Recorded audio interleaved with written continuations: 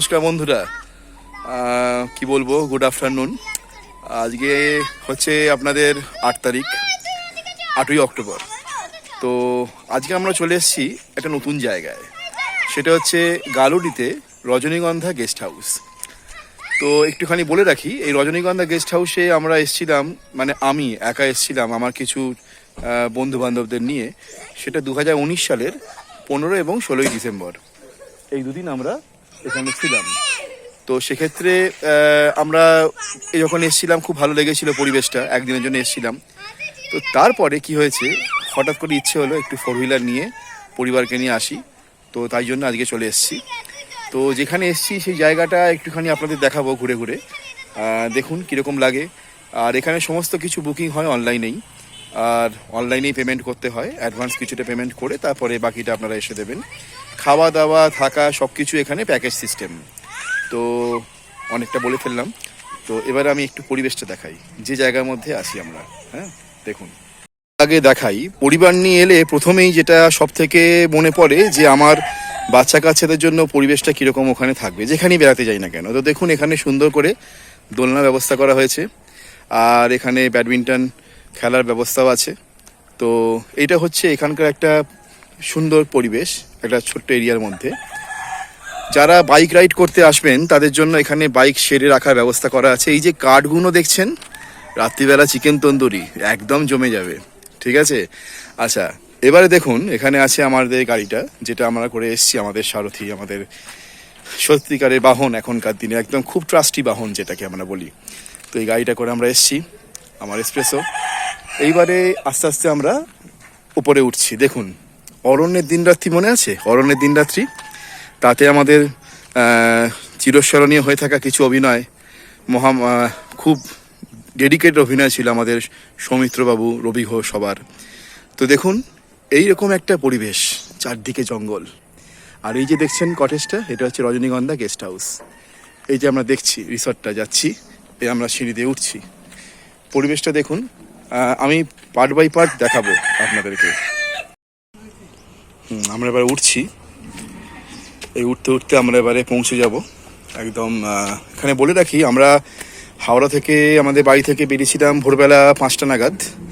তো এখানে আমরা সকাল 10টার মধ্যে চলে এসেছি। তো তারপরে এখন চান টান হয়ে গেছে।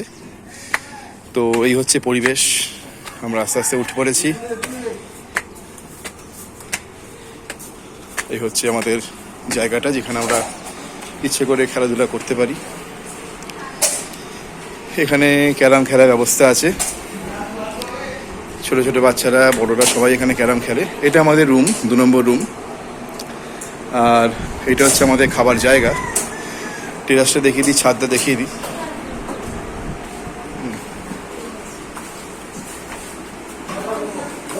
এটা হচ্ছে আমাদের খাবার জায়গা, সবাই বসে পড়েছে। হ্যালো, আই বলো, হ্যাঁ আই বলো, সবাই বসে পড়েছে। আমরা একটুখানি খাওয়া দাওয়া করে নিই, তারপরে বাকিটা দেখাচ্ছি।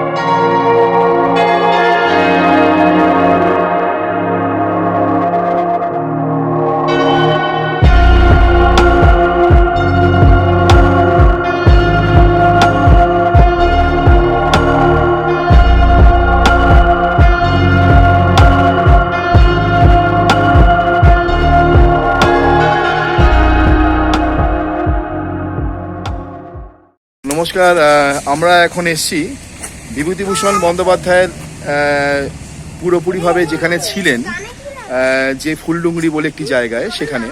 তো সেখানে উনি বসে পাখির ডাক শুনতেন, অনেক কিছু লিখেছেন, অনেক কিছু গল্প আমাদের জন্য। তো এটা হচ্ছে ওই পার্টিকুলার সংগ্রহশালা। এখানে ওনার লেখা নানারকম বইপত্র সব কিছু আছে। তো বাচ্চারা এসছে, সবাই এখানে দাঁড়িয়ে আছে। আর আমার ভাই এসছে, নিয়ে এসছে আমাকে। তো হ্যাঁ, সবাই নিয়ে এসছে। তো একটু দেখাচ্ছি বাইরে, মানে যে যে ছবিগুলো এখানে স্মৃতি হিসেবে রাখা আছে একটু দেখাচ্ছি। লাইব্রেরিটা এখন বন্ধ আছে, তো ছবিগুলো দেখাচ্ছি। দেখুন, এটা হচ্ছে আমাদের বিভূতিভূষণের সংগ্রহশালা। ভালো করে দেখুন কি লেখা আছে এখানে। দেখুন, বিভূতিভূষণ দেখতে পেয়েছিলেন যে তার মুখে চাদর সরিয়ে উনি দেখতে পেলেন যে মৃতদেহটি তার নিজস্ব। ঘটনার দিন 15-20 পরে তিনি মারা যান। তো এটা পরে আমরা দেখতে দেখতে যাচ্ছি পরের যে গল্পটা আছে এখানে। নিস্তব্ধ অন্ধকার রাতে ফুলডুংরিতে বসে পাখির ডাক শুনতে তার খুব ভালো লাগতো। এই হচ্ছে ফুলডুংরি এলাকা। সুবর্ণরেখা পূর্ণিমা রাতে এই সমস্ত জায়গাতে উনি থাকতেন বসে। আমরা অবশ্যই সেই জায়গাগুলো দেখবো, এই হচ্ছে পুরো এরিয়াটা। আর এখানে দেখুন লেখা আছে ইছামতি গল্প। ইছামতি গল্পটা যেটা হয়েছিল সেটা কিন্তু আমাদের এখান থেকেই উনি সৃষ্টি করেছিলেন, ধারাগিরি ঝর্ণায় বসে। হ্যাঁ, পথে পাঁচালীতে অপু দুর্গার সৃষ্টিটা কিন্তু এখান থেকেই তৈরি হয় বেসিক্যালি। হ্যাঁ, মানে এটা কিন্তু দারুণ একটা রোমাঞ্চকর ব্যাপার, সেই বিখ্যাত পথের পাঁচালী। হ্যাঁ, সুবর্ণরেখা নদীতে বিভূতিভূষণ ছেলে তারাদাসকে নিয়ে গরুর গাড়িতে। এটা একটা কল্পনা প্রসূত একটা ছবি আঁকা হয়েছে, কিন্তু ঘটনাটা ঘটেছিল। তারপর যিনি শিল্পী তিনি এঁকেছেন আমাদের সকলেরকে মেমোরাইজ করে দেওয়ার জন্য। তারপর অন্ধকার রাতে ফুলডুগরির দেখে একটু পরে কি লেখা আছে। হ্যাঁ, বাসাডেরা পাহাড় থেকে ঘাটশিলা ফেরা পথে ট্রাকের ওপর বিভূতিভূষণ। ওনার কীরকম করে দেখুন, আমরা এখন সব রকমের যানবাহনে চলাচল করি, কিন্তু ট্রাকের ওপর বসে উনি এরকম করে গেছিলেন তখনকার দিনে, ভাবতেই কীরকম লাগছে। আচ্ছা, তারপরে এইখানে একটা লেখা আছে অন্ধকার রাতে ফুলডুংরি লাল মোড়মের রাস্তা ধরে বুরুডি গ্রামের পথে বিভূতিভূষণ। এরকম রাস্তা ধরে ধরে উনি গেছিলেন, খুব সুন্দর লাগছে পরিবেশটা। এটা হচ্ছে বিভূতিভূষণের সংগ্রহশালা। ঠিক আছে, তো আমি একটু দূর থেকে দেখাচ্ছি জায়গাটা। তো এটা হচ্ছে এই রজনীগন্ধা গেস্ট হাউস থেকে এসে পুরোপুরিভাবে এলে পরে এখানে আপনারা এই জায়গাটা দেখতে পাবেন। রজনীগন্ধা গেস্ট হাউস থেকে ওই 9 কিলোমিটারের মধ্যে পড়বে আপনাদের এই ঘাটশিলা বিভূতি স্মৃতি সংসদ। আর গরুটা আমাদের পরনে কিন্তু একটু বলে রাখি, আমাদের পরনে লাল পোশাক থাকার জন্য গরুটা আমাদেরকে দেখে একটুখানি মানে ডিস্টার্ব ফিল করেছে, তাই জন্য আমাদের দিকে তেড়ে আসছিল। কিন্তু ওই লালের সঙ্গে সবুজের যে কন্ট্রাস্ট সব জায়গাতে, আমি সবুজ পরে আছি আর আমার ওয়াইফ লাল পরে আছে, তো এই যে কন্ট্রাস্টটা আছে, তো সেই জন্য গরুটা রীতিমতো ভ্যাবাচাকা খেয়ে গেছে যে অ্যাটাকটা কাকে করবে, মানে লালকে না সবুজকে। যাই হোক, কিছুই করেনি। তো সুন্দর টাটকা গোবর, এটুকুই যা দেখতে পেলাম। তো টাটা বিভূতিবাবু, ভালো থাকবেন, আসি। তো বন্ধুরা, আমরা চলে এসেছি বিভূতিভূষণ বন্দ্যোপাধ্যায় কথা সাহিত্যিক বিভূতিভূষণ বন্দ্যোপাধ্যায়ের বাড়িতে, যেখানে উনি অনেকটা সময় কাটিয়েছিলেন। এখানে কথিত আছে 1930 সালে উনি ঘাটশিলায় যখন আসেন তখন এখানে উনি ছিলেন, এবং সেখানে উনি এই পার্টিকুলার বাড়িতেই উনি ছিলেন। তো এনারা খুব সুন্দর করে সাজিয়ে রেখেছেন। আমরা অবশ্যই ভেতরে একবার ঢুকে ভেতরে জায়গাগুলো একটুখানি দেখে আসব। তো এটা হচ্ছে দূরে অপুর পাঠশালা, আর এটা হচ্ছে দাদা বিভূতিভূষণের আম খাওয়ার জন্য ভাই নুটবিহারী এই আম গাছটি লাগিয়েছিলেন। তো এটা খুব সুন্দর একটা বৈচিত্র্যপূর্ণ জায়গা, যেখানে দাদা বিভূতিভূষণের জন্য ভাই নুটবিহারী এই আম গাছটা লাগিয়েছিলেন। এই সেই আম গাছ, সুন্দর আম গাছ, দেখতে ভালো লাগছে বেশ। আর এটা হচ্ছে তারাদাস মঞ্চ, গৌরীকুঞ্জ উন্নয়ন সমিতি, ডাহিগোড়া, জায়গাটার নাম হচ্ছে ডাহিগোড়া। আর অপুর পাঠশালা পরিচালনায় গৌরীকুঞ্জ উন্নয়ন সমিতি। আর এইটা হচ্ছে পুরো বাড়িটার একটা স্পট। তো গৌরীকুঞ্জে তক্তপোষে বসে উনি বিভিন্ন রকম উপন্যাস লিখেছিলেন। তো এই হচ্ছে সেই জায়গা।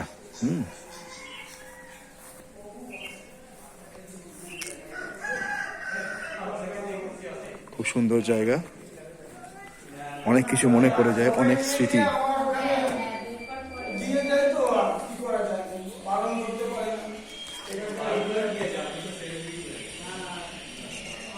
অনেক স্মৃতি এখানে আছে। অপুর পথ দিয়ে হাঁটা পথে গৌরীকুঞ্জে ওনার প্রবেশ।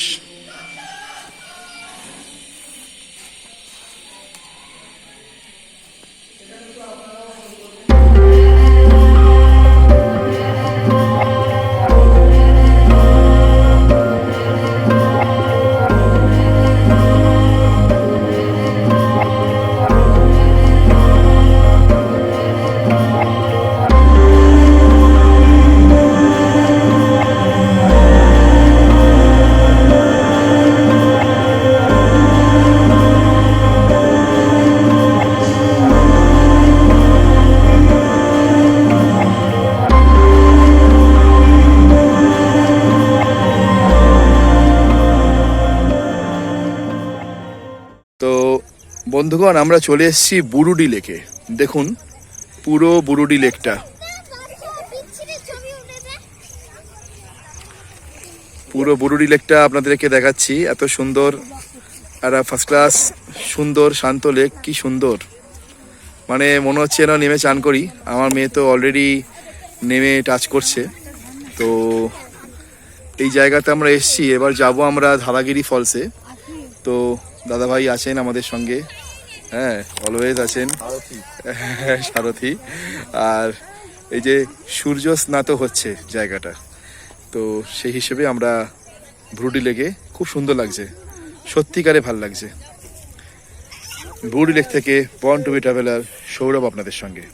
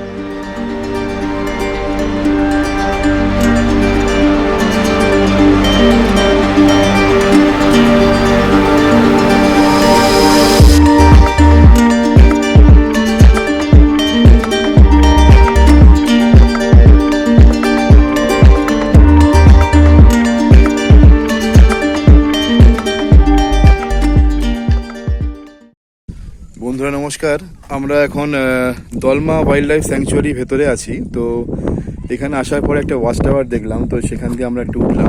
দেখুন পুরো জামশেদপুর শহরটা আমাদের চোখের সামনে ভাসছে, এত সুন্দর লাগছে। ওদিকে মেঘের আনাগোনা, তারই মধ্যে এখানে একটা শিব মন্দির আছে, অদ্ভুত একটা আকর্ষণ কেড়ে নিয়েছে এই শিব মন্দির।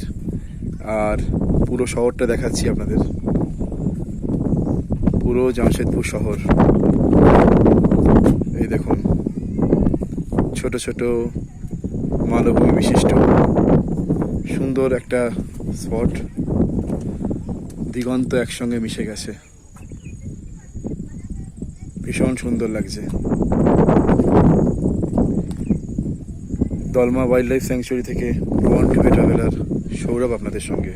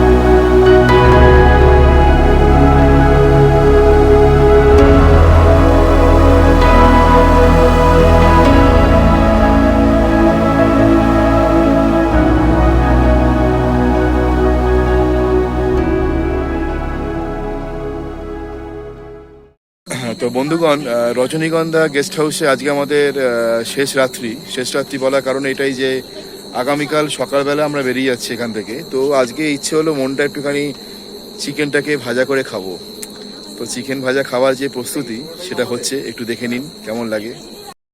তো আমাদের দেখুন প্রস্তুতিটা হচ্ছে, আমাদের রোহিত বাবু প্রস্তুতিটা নিচ্ছেন। উনি সুন্দর করে এই চিকেনগুলোকে সুন্দর করে রডের মধ্যে গাঁথছেন, এরপরে এটাকে ভাজা হবে। এ দেখুন, হ্যাঁ, এই সুন্দর করে রাখা হচ্ছে। এবার এটা এখানে এই চুল্লির মধ্যে পুরো রোস্টেড হবে। আর এটা সাক্ষী আছি আমি আর আমার ভাই শুভ, দুজনে মিলে সাক্ষী আছি। হ্যাঁ, কেমন লাগছে গো বলো? এই ভালো, এই পরিবেশটা কেমন লাগছে? পরিবেশটা অসাধারণ পরিবেশ, আমাদের এখানের থেকে অনেক ভালো, নীরব, মানে কোনো আওয়াজ নেই, নেই, ঠিক আছে। যারা শান্তির লোক আছে তারা শান্তিপ্রিয় জায়গা পছন্দ করবে, এরকম ব্যাপার। সত্যি সত্যি, আর এর থেকে আর কি বলবো। Thank you. তো সেটাই, ভাই ঠিকই বলেছে। আর আপনারা দেখতে পাবেন, দেখুন চারদিকে না শুধু পাহাড়ে ঘেরা, নীরবতায় মোড়া। কি বললাম? পাহাড়ে ঘেরা, নীরবতায় মোড়া, অদ্ভুত সুন্দর। আর এই জায়গাটা এত সুন্দর, এখানে আমার বারবার আসতে ইচ্ছে করে। এটা আমার দ্বিতীয় ভিজিট। এই দেখুন ওখানে চাঁদ উঠেছে, আমার বাচ্চাগুলো এখন দৌড়াদৌড়ি করছে। বাচ্চা কাজ সবাইকে নিয়ে আসতে পারেন। এই দেখুন সিনটা দেখুন, শুধু কি সুন্দর গাঁথা হচ্ছে দেখুন, অপূর্ব। শিক কাবাব এবং আমাদের এই চিকেন ভাজার মুহূর্তকে সাক্ষী রাখার প্রাক্কালে born to be traveller Sourav আপনাদের সঙ্গে।